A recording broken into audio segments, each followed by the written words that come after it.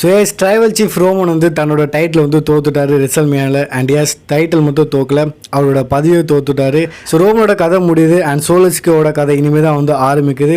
ஏன்னா சோலோ வந்து இப்போது பிளட் லைனை வந்து லீட் பண்ண ஆரம்பிச்சிட்டுக்கிறாரு. எஸ் ஸோ இன்னைக்கு பார்த்தோன்னா ஒரு ஷாக்கிங் டேர்ன் நம்ம பார்த்தோம். சோலோ வந்து ஜிம்மி மேலே அட்டாக் பண்ணியிருக்காரு.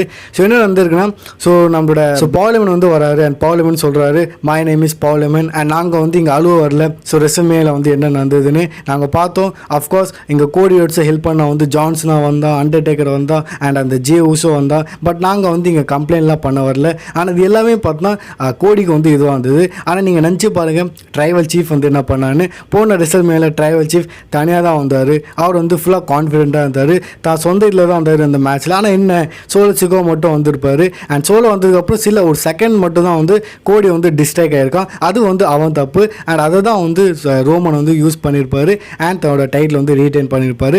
ஆனால் கோடி என்ன பண்ணான், கோடி வந்து ஜான்சனா, அண்டர்டேக்கர், ஜே ஊசோ இவங்க எல்லாருமே வந்து யூஸ் பண்ணியிருக்கான். இவங்களோட ஹெல்ப்பால் வந்து ஜெயிச்சிருக்கான். இது மட்டும் இல்லாமல் செத் ராலன்ஸ் அவன் வந்து என்ன சொன்னான், நான் வந்து உன்னோட சீல்டாக இருக்குன்ட்டு. அண்ட் அவன் வந்து அந்த இதை வந்து இது பண்ணான். ரோமன் நினச்சா அந்த சேரை வச்சு இது கோடி அட்டாக் பண்ணி மேட்சை முடிச்சிருக்கலாம், தன்னோட டைட்டில் வந்து ஜெயிச்சிருக்கலாம். பட் அதை மீறி வந்து ரோமன் அந்த சீல்டோட அந்த 10 வருஷம் முன்னாடி வந்து செத் ராலன்ஸ் வந்து என்ன துரோகம் பண்ணானோ ரிவெஞ்ச் எடுக்கலான்னு பார்த்தான். அண்ட் அதுதான் வந்து ரோமன் பண்ணான். அண்ட் அதனால வந்து இது எல்லா திட்டம் வந்து பண்ணியிருந்தாங்க செத்தோ அண்ட் கோடி இதுதான் செய்யணும் நேரம்ட்டு அவன் வந்து இந்த மேட்ச் வந்து ஜெயிச்சிட்டான். பட் இன்னும் ட்ரைவல் சீஃப் கதை வந்து முடியல அப்படின்னு சொல்லியிருப்பாரு. பட் சோலோசிக்கோவை பார்த்தீங்கன்னா நிறுத்திடுறாரு பவுல் ஹேமனை. அண்ட் அவர் பார்த்தீங்கன்னா சொல்கிறாரு, நீ தானே சொன்ன இங்கே வந்து ஜெயிக்கிறது தோக்குறது வந்து மேட்டர்னு. அப்படி பார்த்தாக்கா இனிமேல் வந்து கதை மாறுது. தென் பார்த்தா அவர் வந்து போகிறாரு ஜிம்மி ஊசோ கிட்ட. ஜிம்மி ஊசோவை கட்டி பிடிக்கிறாரு.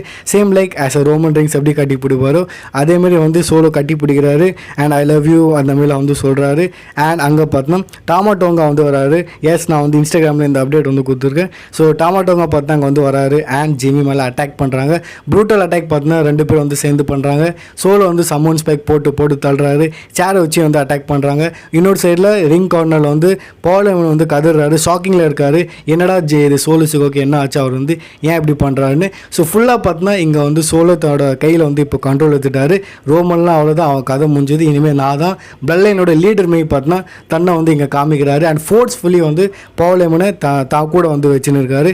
ஸோ இந்த மாதிரி பார்த்தோன்னா இப்போது சோலோசிக்கோ வந்து ஆரம்பிச்சிருக்கிறாரு, லீட் பண்ணுறாரு பிளட் லைனை. அண்ட் டாமாட்டோங்க வந்து சேர்ந்துருக்காரு. இதுக்கப்புறம் ரோமனோட ரியாக்ஷன் எப்படி இருக்க போகுது, ஸோ லிட்டரலி வேறு லெவலில் வந்து ஃபன்னாக இருக்க போகுது. அண்ட் இதை நடந்த உடனே உங்களோட ரியாக்ஷன் எப்படி மறக்காமல் கமெண்ட்டில் வந்து ஷேர் பண்ணுவேன்.